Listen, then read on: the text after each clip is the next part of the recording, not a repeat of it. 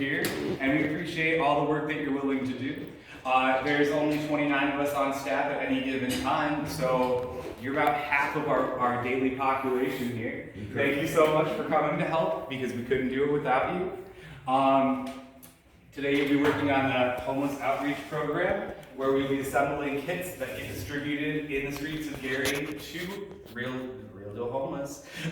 They serve about 30 of them a day, and we take very special care to monitor the foods that go out to them to make sure that they are accessible, beneficial, and make them feel good as well as keep them fed. We love this program. It's very small at this moment. We only feed about 150 a week. It's overseen by 2 women, Roxanne, who you may or may not meet, and Alyssa, who you probably won't meet because usually she's on the back end just loading things up. But they're both great, they're both super dedicated, and we treasure both of their jobs very, very much. Hopefully you'll get to interact with them, if not here, during their daily routes. If you see them, if you see the food van posted up, please feel free to stop by, say hi to them. They love the support. Okay. As you know, Miss Sandra will be leading you today. But before I turn it over to her, I am going to turn it over to Amy McDunn to talk about our upcoming soiree event next month. Yes. I'm going to go get it. So next month we are hosting our annual gala here at the Food Bank. It's in the warehouse. We pipe and drip the walls to make the perimeter of the event venue friendly. It's Monday, May 8th from 6 to 9 here in our vicinity. We're excited to honor Congressman Frank J. Mervan for all his hunger relief efforts and for his longstanding support of the food bank. We're also excited to have tastes from the best local chefs, restaurants, and breweries from around the region. They're providing samplings of their best dishes for our guests to try. We also have a silent auction with some awesome sports tickets, jewelry items, golf coupons, everything, and also 2 fun raffles. A wine barrel raffle where you can enter to win a barrel full of bottles of wine, and a champagne raffle, as well as live entertainment, music, and just some really good company. We're excited to have a lot of different community members there and people who just, support this cause. And so we're excited. If you are interested in joining us, we can talk later. We are, very excited to be, close to capacity. So if you want it, we'll have to, talk a little bit. But yeah. What time is it? 6 to 9. 6 to 9. Yeah. Yes. And then you said May 8th? Yes, May 8th. Okay. Yes, it's on. Okay. So you said you're almost to capacity. We need to register to attend the event? Yes, or just let me know. So what we have some different things that we can, work with depending on how many, people you think of your team you might want to be in the room. There's different options. There's a single ticket option or table option. That could be tricky, but we can make something work. And it's going to be here? Mm-hmm. Okay, Yes. good. You got it? No, I was asking you was it gonna be here? Yes, it is. Yes, and it looks beautiful. Just you'll walk out there and be like, "There's no way," but trust me, we've done it like 3 times already. Good deal. Yeah. Okay. And then Victor will be meeting with you guys just a little bit Okay, later. I remember Victor. Yeah, he's going to make sure to come and check in with you, but he had an urgent thing come up real quick, and he'll be back in a minute. So that turns it over to me. All right. And for those of you who don't know, my name is Sandra. I volunteered at the food bank for 2 years, and then I stepped into the position of volunteer coordinator, which I'm no longer. So right now today I'm in the role of lead volunteer agent. So you guys will be working with me. Our goal today is to, as you know, we're going to be packing for our homeless program, and we're aiming to pack 570 bags. It sounds like a lot, but it goes very quickly. I'm going to go over the rules, and then we're going to start from there. We are about to enter a warehouse setting. Please be aware of your surroundings at all times and refrain from using your cell phones. Forklifts and or pallet jacks will be in and around our project area, so please allow plenty of space for the food bank staff to safely operate those. Please use caution when using utility knives, tape dispensers, and other equipment, as they do have sharp edges. If you're injured at any time during your volunteer shift, just notify me and I'll direct you to the car where our first aid kit is kept. Volunteers are not allowed to go unattended in any area of the warehouse. So should you need to use the restrooms, just let me know. I'm not going to escort you, but at least I know where you are. We will also be wearing food safety handling gloves. As they become torn or dirty, please replace, ensuring that you either wash or sanitize your hands in between change. As you can see, some are wearing face masks, but should you desire to wear face masks, it is optional, and we do have them available for you. Our goal today is to end our volunteer shift together as a group, so please do not dismiss yourself prior to that. But should you need to leave early, just let me know and you can do so.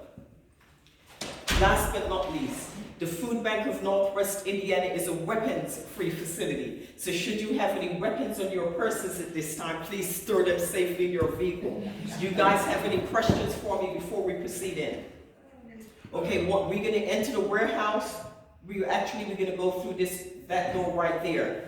And then we'll start packing. It's going to be fun and it's going to be quick. It sounds like a lot. I have my expert right there. That's my mama. She is a regular volunteer here and she volunteers all the time. So she's going to be my counter for today, counting the bags, because we put 30 bags in every box.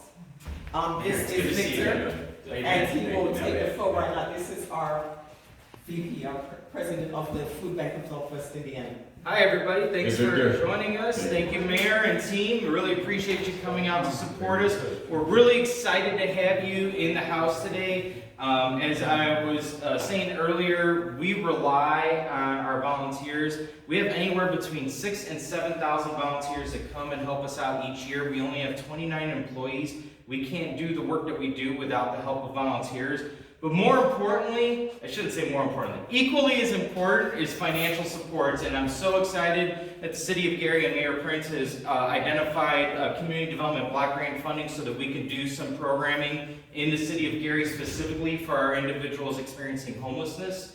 Every day, Monday through Friday, we are out identifying people that are unhoused in facilities that are not meant for human habitation and providing a meal with a water, fruit, and a bag of snacks. And as we were just talking out front, we have a launch project of a smart locker for individuals to access food supports 24 hours a day, 7 days a week, sitting outside Edgewater Health.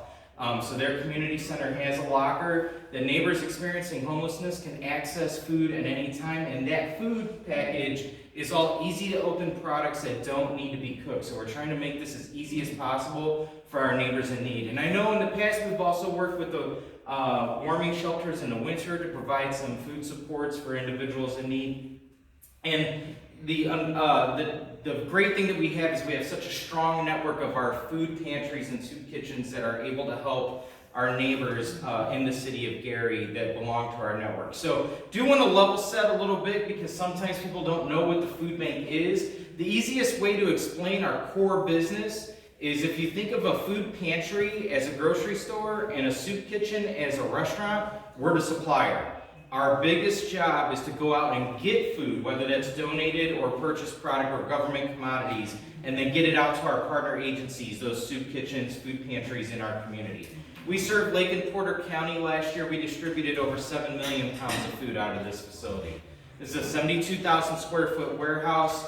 We moved here in between 2018 and 2019. Our old facility was in Gary. We called it the Old Barn, which was about a 17,000 square foot facility. So this is a much, much larger facility for us to provide our work. We would not have been able to respond to the pandemic in the way we did had we not moved into this building.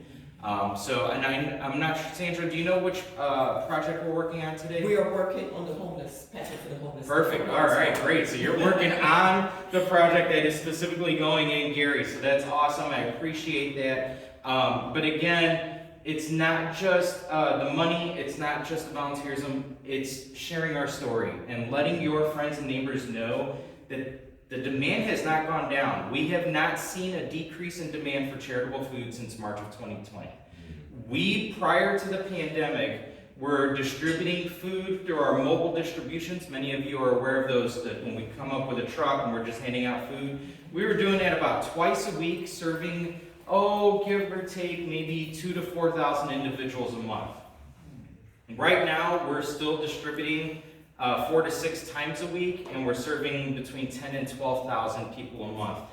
In April of 2020, when everything was shut down, we were serving 14,000 people a month. That's what I'm saying. The demand has not really gone down. But what has gone down?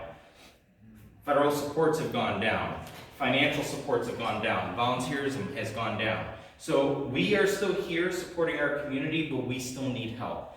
So thank you for giving up your time today. We really appreciate it. That is the most treasured possession we all have, is every minute of every day. And you choosing to be here today with us shows a lot of the trust that you have in the food bank and our ability to serve our community. So I thank you, Mayor Prince. I thank you so much for being here today. Thank you. I appreciate it. And yeah, I'm going to hand it back over to Sandra. And I'm going to apologize because there's some volunteer work where you go and it's just a fun time. We're putting you to work today. We are putting you to work.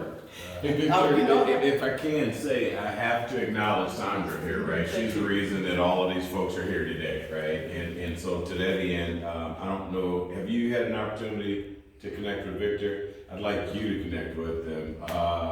Martha, she understands the emphasis on her name there. Martha is one of our directors in the Constituent Services Department, and the point that I make is we want to continue to come back. Maybe if it's once a month or if we could fit it in, but you think we could assemble a team to come and volunteer on a regular basis and whatever other avenues we can find to support the food bank's work. I've been familiar with you guys. We've certainly, assisted and contributed and been to a couple of your affairs, but the explanation that you shared today sort of encapsulates it all, shares the mission, right, and the importance of it. And we believe that through our voice, we can help spread that message throughout the community and be of greater service to you. So thank you. But most of all, thank her. Yes. This lady, as you know, is tremendous in just her efforts and her ability to bring people together. So thank you, Sandra. Thank you. Yep. Agree. We've been fortunate to have Sandra with us for almost 3 years now. So I'm very blessed. But yeah. So with that, I'm gonna turn it over to the boss. And we are One last point, we had another elected official out today, Councilman of the 2nd District, David Fawcett. It's good to meet you. And if you all are ready, Yep, we're ready. Let's get to Let's go to work, gang. Mayor. Yes. ROXANNE under UNDERWOOD. Tell us what you do here. I'm a case manager and I go out and I serve the homeless every day, Monday through Friday from 10 to 2 in the city of Gary. And how many people are you helping a day? We help 30 people a day, and outside of my homeless population, we also provide resources on other programs that the food bank offer, and we provide referrals to other resources that the city of Gary offer. What would happen if you weren't doing what you do? I have a lot of people that have come and give us thank yous and just express their gratitude and let us know how the program has impacted the community. They often tell us that they don't know where their next meal will come from and that they just really want to thank us. And outside of the meals, the food bank also donates clothes and shoes that we take out and donate as well. Now, tell me the value of having volunteers here. The value of having volunteers here is greatly appreciated, because without the volunteers, we couldn't make the programs happen. They're the ones that come in and pack the boxes, and they keep the daily operations going. So the volunteers are like lifesavers for us. Thank you. That's it.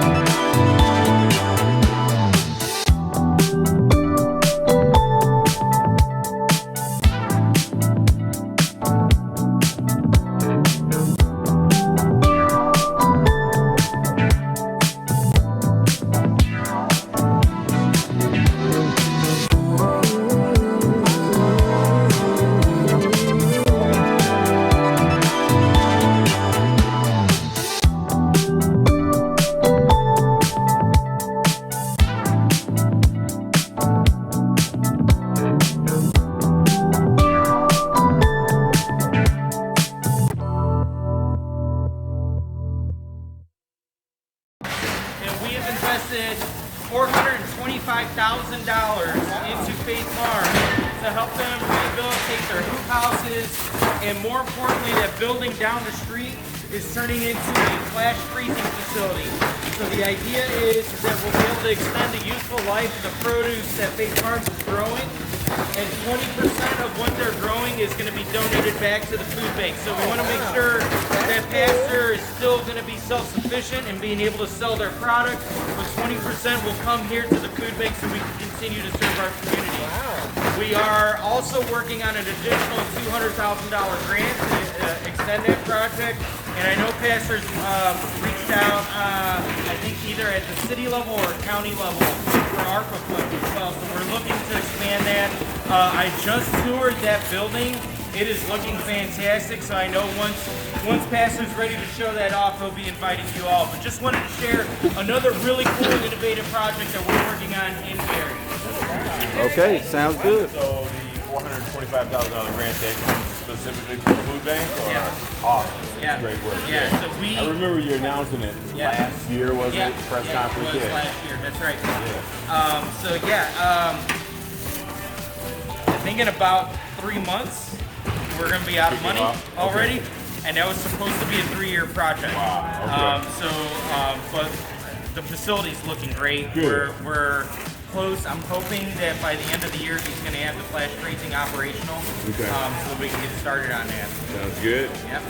Let's go forward to it. I'm going to check back in with you guys in a bit. Thanks again for being here. All right, man.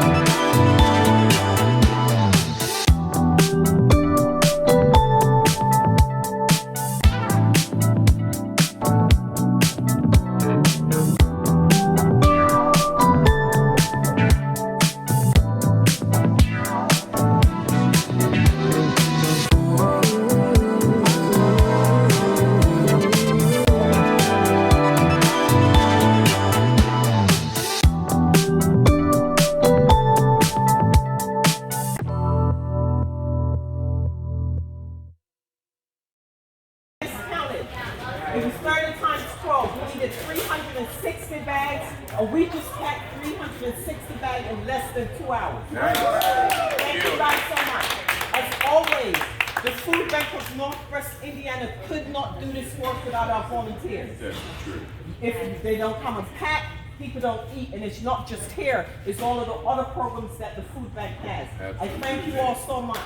Definitely, I hope that we will get more city workers to come in and pack to the food bank. we're and down making for a it. regular. Ain't that right, Martha? Love you guys so much. We're gonna go out front, take some group pictures, and we're done for the day.